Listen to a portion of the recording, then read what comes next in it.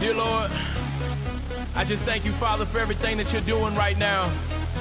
You're so good to us, Lord. And right now, Father, in this moment, this very second, Father, we stand in awe of you. I stand in awe.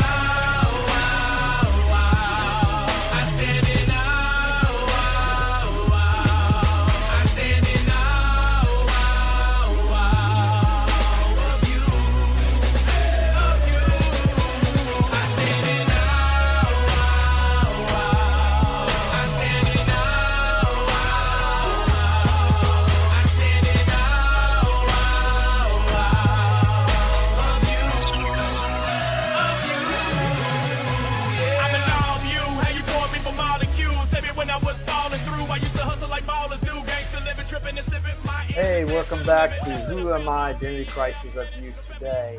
Thank you for listening. Thank you for checking us out.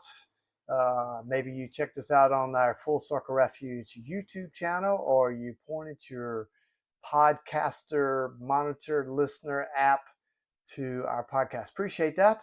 And there's a lot of content here, especially on our YouTube channel. You have, the other podcast that we do, Alternative Tuesdays, which is Act Like Men for Real. And last week we talked about Act Like Men for Real, Right and Wrong. We got a special treat next week, so make sure you dial into that. Tonight, it's the second part. Maybe it'll be the last part of this, and we won't break it out anymore. We'll go to some more content for Who Am I? Identity Crisis of Youth Today. I got a lot of material that's happening in real world and what we're seeing right direct contact with youth or on the streets. So this is the second part tonight of why the gang life was better than school. We did look at the definition. We will look at some prevention and intervention strategies. Learn several indicators and risk factors of gangs in your community. Look inside the world of gang life. Explore tips of what can be done for parents, schools, and neighbors to prevent gangs in their communities. Reclaiming our prodigal sons and daughter. We'll talk a little bit about that. And this all detail came out of many years of actually doing presentations in schools, doing in churches, law enforcement, public safety, educators, parents, wherever they let me just run my mouth and bring reality about this subject. Of course, if you didn't listen to the first part, and please do, go over there and check that out. But the first part, we talked about our credentials. I look on the wall here at the Full Circle Refuge cubbyhole that's at the refuge in the woods. There's lots of credentials here over the years that I had the opportunity to experience and receive a certification in. So a lot of that's put together. All that did was what I was learning from the kids over the last 25 years, what was holding them down, bondage, what they were captive culturally in, what they were pressed in, bonded in, forced in a mentality, a slavery mentality. That's what it is. Kind of educated myself. Went through some formal training to become a gang intervention certified gang intervention specialist. And that's what it says on the wall here. That's what it says. So we're going to try to bring some of that content and finish this up tonight. So it is in stone. It is on paper. Nope. It's in digitalized, and it'll last beyond me of what we've seen over the years. So last week we kind of finished up with the profile of a gang member. And we actually talked about a parent or family member may approve or condone the participation in the gang. And we kind of finished that up with, that's kind of crazy. That is crazy. It don't make sense. But in today's culture, it makes so much sense. We see so many things today that parents are condoning this process. So let's get to the second part and why parents are dealing with this. And one of the things that I gleam on is Dr. Scott Larson. Much of his material that's sit on my shelf here that I've reflected over the many years and really schooled me in at-risk youth. And one of the things we have here stated in our presentation is broken community relationships are at risk. Broken community relationships are at risk. Healthy relationships really is bonded securely to family, bonded to school, and bonded to pro-social peers, and bonded to community. So healthy relationships. All this is just like super glue. It just sticks. It's cheap, but it sticks. I had to use that a couple times around the refuge here when something don't go right, and I messed up a hole or something. I made too big or made too small, crooked or stripped or whatever. Hey man, it always comes in a snap. But side note, so the design that God has created for us is to have healthy relationships, bonded securely to a family, which the gangs try to provide, all right, because it's a broken family. They provide that. And bonded to school, that's a continued education. We are designed to learn. Knowledge is power. Education is an equalizer. So it's ingrained in us to absorb information. Our brain is like a sponge. It's absorbing information 24/7. Remember, the brain never sleeps. Our body needs rest to regenerate it. That's a good word. That sounds real funny. To regenerate, that don't mean right. To revive. There's the word I was looking for. After a busy day and drinking some good tea here. That's what I'm doing tonight. It's kind of cool here at the refuge this evening. Probably cool at your area too, but out here in the woods, it gets cooler because the sun sits down behind the trees, so everything starts to cool off. But where was I at? ADHD, Mr. Devin, Pastor Devin, where were you at? Here we are, bonded to school. Education is an equalizer, so this makes it healthy communities or healthy relationships. I'm getting tongue-tied. I'm going to get this rolling here, But the gangs can provide continued education in a warped way. It's self-work. They teach them what they call the book of knowledge, teach them how to stack, flash, flag, throw up the gang signs, disrespect. You feel empowered. That's what it does. You feel like you got a certificate on the wall and you don't need school. Matter of fact, culturally, most education systems throughout the United States is from kindergarten, we'll say that one. We got grade school or elementary school. Sometimes we have middle school or junior high, something like that. And then there's high school and then there's college. Well, in the streets or culturally, sometimes that doesn't make sense. We can go from being in trouble, suspension,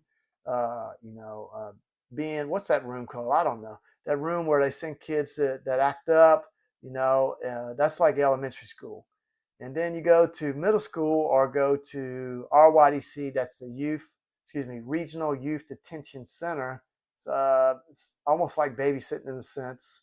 And then you got YDC, it's like high school. You're doing some time. And then DOC, prison, is like going to college. So you see what's aligned, that it's created in a warped way to feel the need of self-worth. And sometimes people don't even realize it's happening to them. It's just designed. One young man told me a long time ago, his family lived in Section 8 housing. I think it was 8 or 10 people living in this little small thing.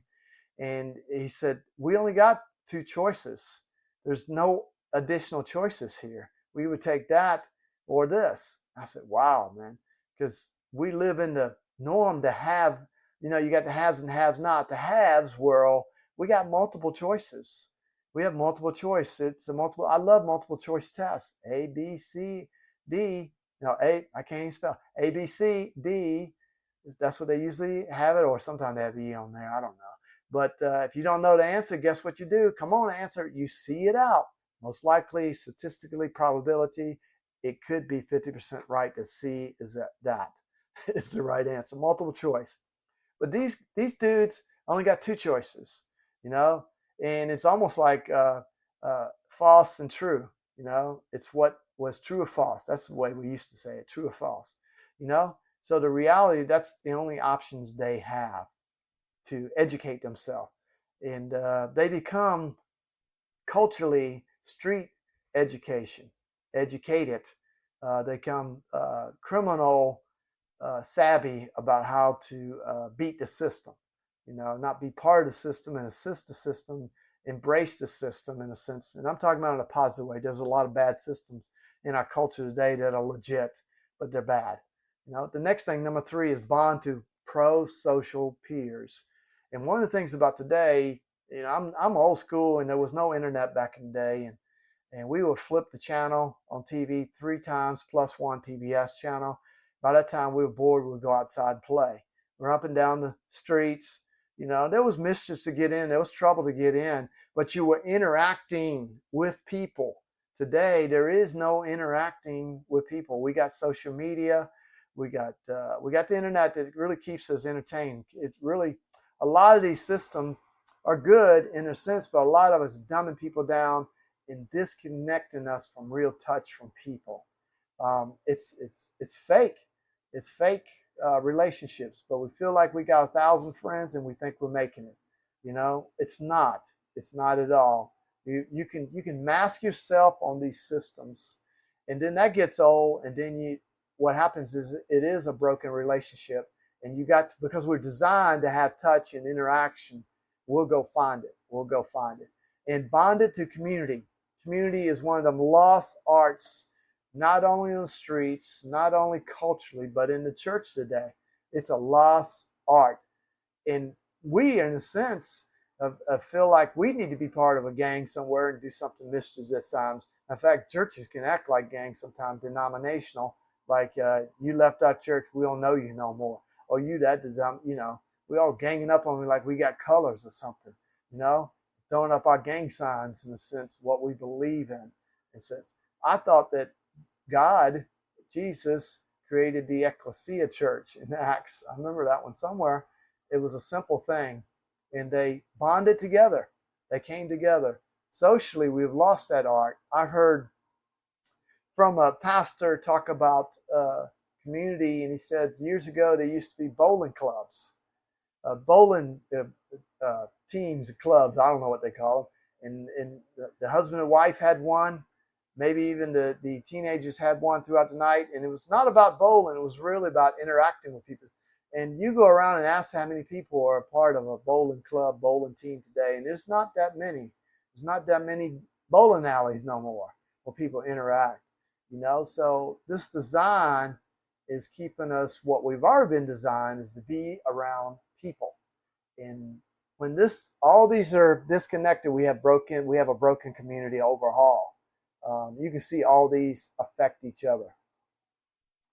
Why is all this happening? I have a picture here, and I won't be able to show it because of copyright and things like that, especially on YouTube and podcasts. But I'm going to give you a description.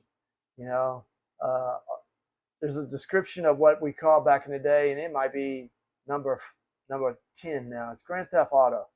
Grand Theft Auto video, and with the technology today, it looks so legit, so real, that you are jacking up a car. I even remember a dude back in the day, he had tatted on his chest Grand Theft Auto, and he played that game so much, he thought he can go and jack up a car. Well, he did go up and jack up a car, and he was doing time for Grand Theft Auto, watching video games and things like that. There's, let me see what else we got. Yeah, these things have masked themselves over and over.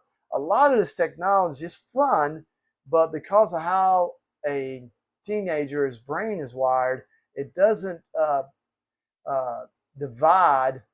make a distinctive between reality and not reality, figment of the imagination. So when they're looking at this, the brain starts to think that way, starts wiring it that way over and over and over, and sooner or later we're going to go ahead and make this happen because the game will get old, and we think we got some skills now, so we're going to go out and put it to practice.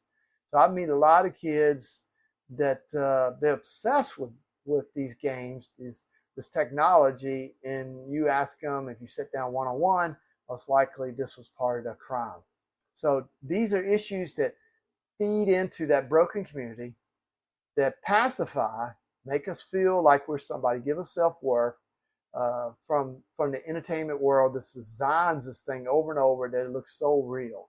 It's so real. It's a niche that makes money off of people's pain. That's what it does. So, getting into the gang life world, and one thing that drives gang mentality is what we call the 3 R's, the 3 R's of gang life. Reputation, respect, and retaliation. Reputation, respect, and retaliation. 3 R's. If you got these mixed together, you got a bona fide gang member. And it's no stopping. It's already starting to rewire, and they're firing off different of what life is all about. Let me explain the 3 R's. The 3 R's. Gang members work at building a reputation that will hold them in high regard with their peers. That's that self-worth again. They demand respect, the other R. They feel deserved as a gang member.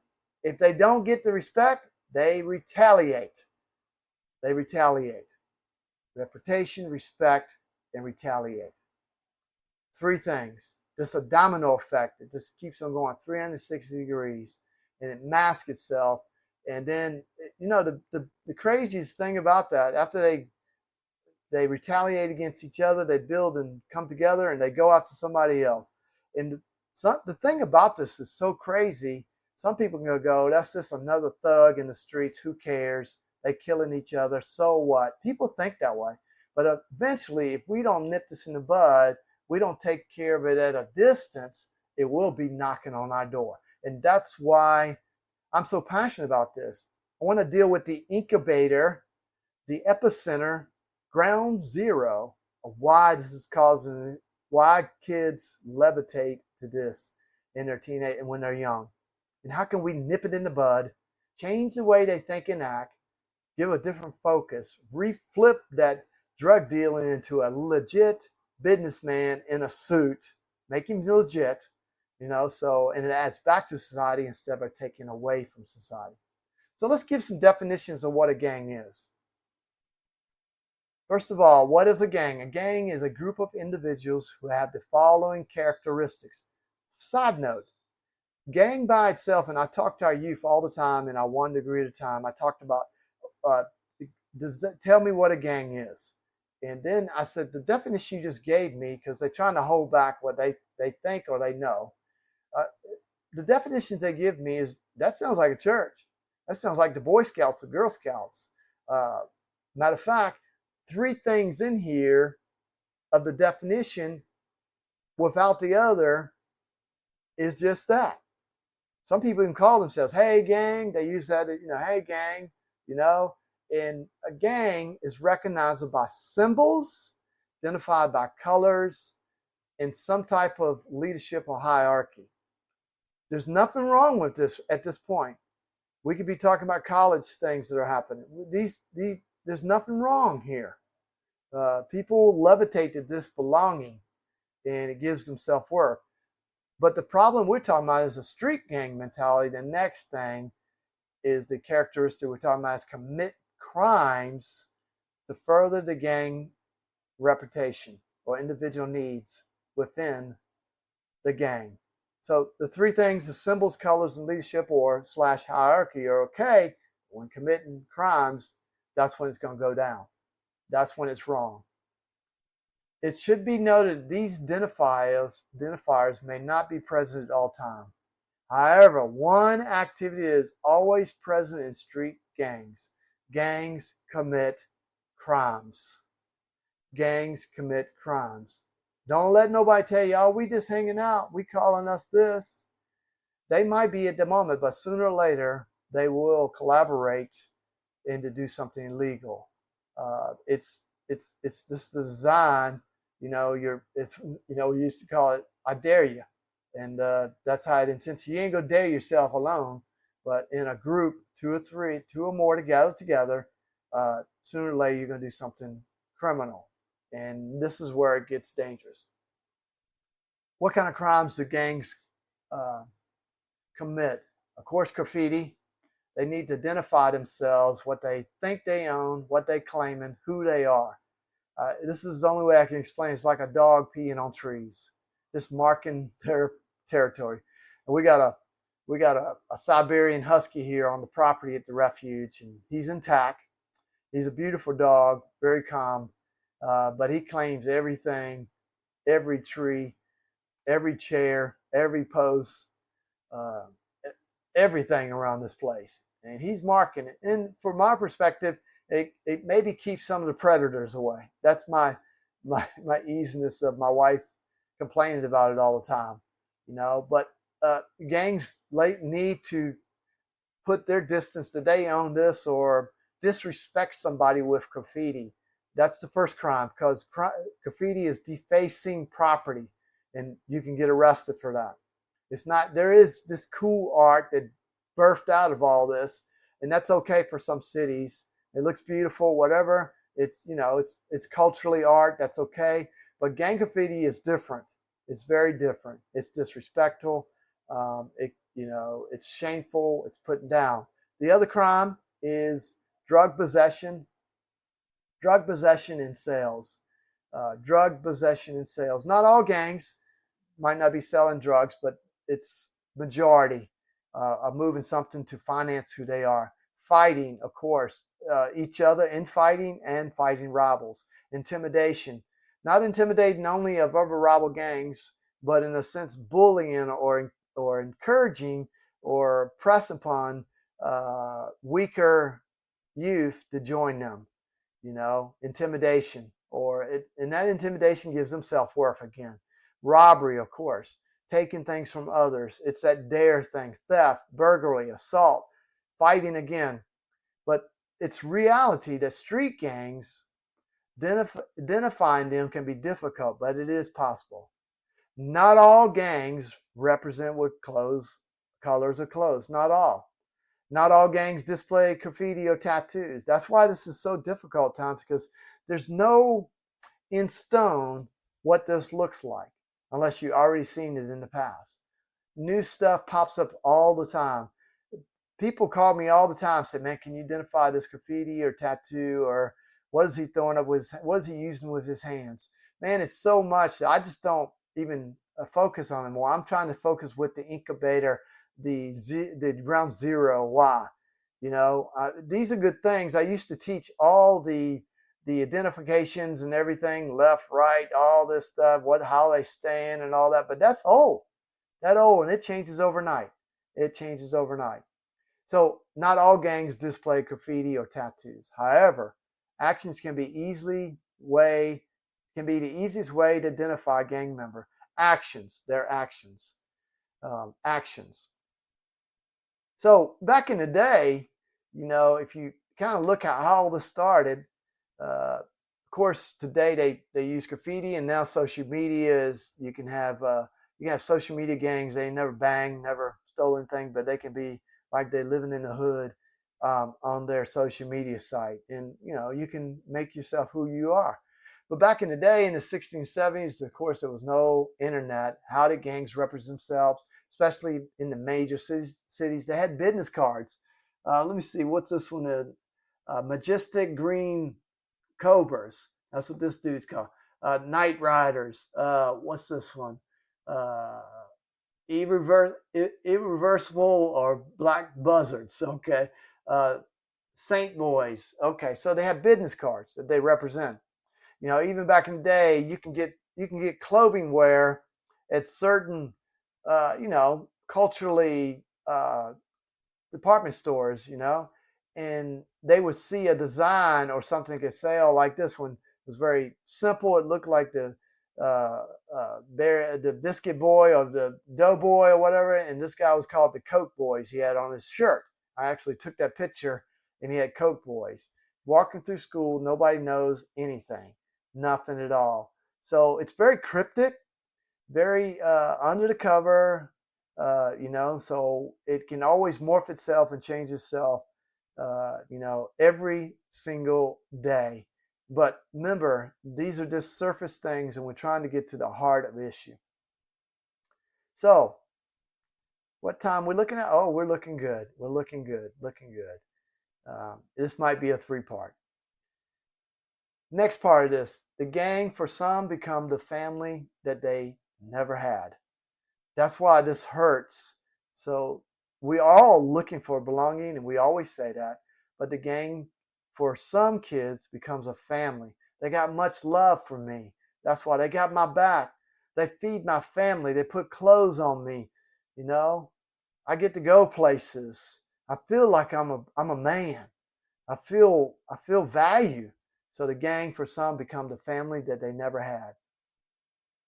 Again, I talked about because of the influence of media and the music. You know, this guy back in the day, I took it a school in South Augusta. He had a shirt on called the Hood Stash. He was walking all the way through, asked the Hood Stash. It seemed so simple. He had a dollar sign on there. His hat was facing to the left, had a red hat. So if you look at that, that would have been part of the blood gang, you know, could have been, you know, but he had this shirt on. He was proud of it.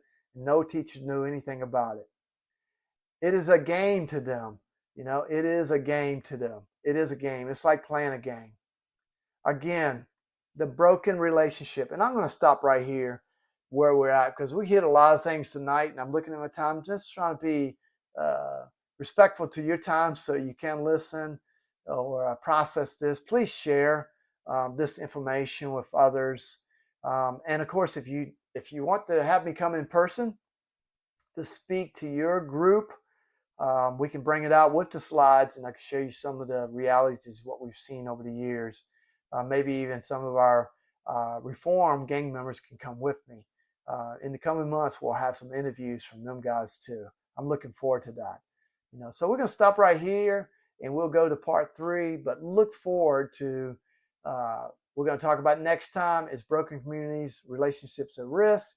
Relationships at risk, families are on the edge and strained from school, destructive peer pressure. We're going to talk about what I've seen in my interviews with kids over the years.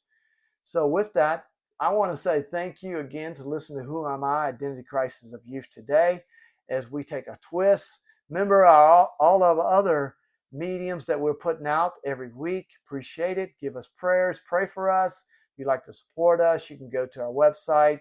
I'll put that in the notes here is fullcirclerefuge.org. There's a donate button there. But God has blessed us, and thank you for our many, many donors over the years that supported us, for our many, many prayers that we can stay on the edge of culture and not compromise our belief system at the same time. It's a beautiful thing. Some churches don't want to touch that. They got to stay right up in that pew. I'm going to preach here. They got to stay right up in that pew and never go to the miry pit, go to the lost. I think God's word talks about that. It talks about that. We're not to stay in that building. Matter of fact, that ain't the church anyway. We are the church. As my brother Leo said a long time ago as we were speaking to a school. A side note, as I finished, make a laugh. So we were speaking in this middle school, and me and Leo in there, and it was getting packed with youth up in there. Man, I'm just telling, man, it's going to be wild up in here. And the principal comes and goes, and she must have sensed we were Christians. She goes, all right. No sex and no church. And Leo said, no problem. We are the church. And she said, like that. That's right. You don't have to worry about that building on Sunday. We go there to worship God. That's right. But we are the church. That's where we get to the incubator of this disgust that's happening in our communities today. Remember, juvenile crime has increased nationally. And I guarantee you that a good part of what this subject, gang mentality, is helping it grow. It is helping it grow. So you know what I always say, with that, go serve your king. I'm out. I know you cared even when I was scared. People was there when I failed on the highway to jail with no money to bail. You let the footprint trail leading out of hell. Now I don't steal, all I do is chill. Speaking life over beats to get the nation healed. With a flow skill that is so ill. You unlock everything if my soul's real. Now I'm finally living what I'm called to do. And I don't want some, I want all of you. You made me a man with cause, and now for you I stand and now.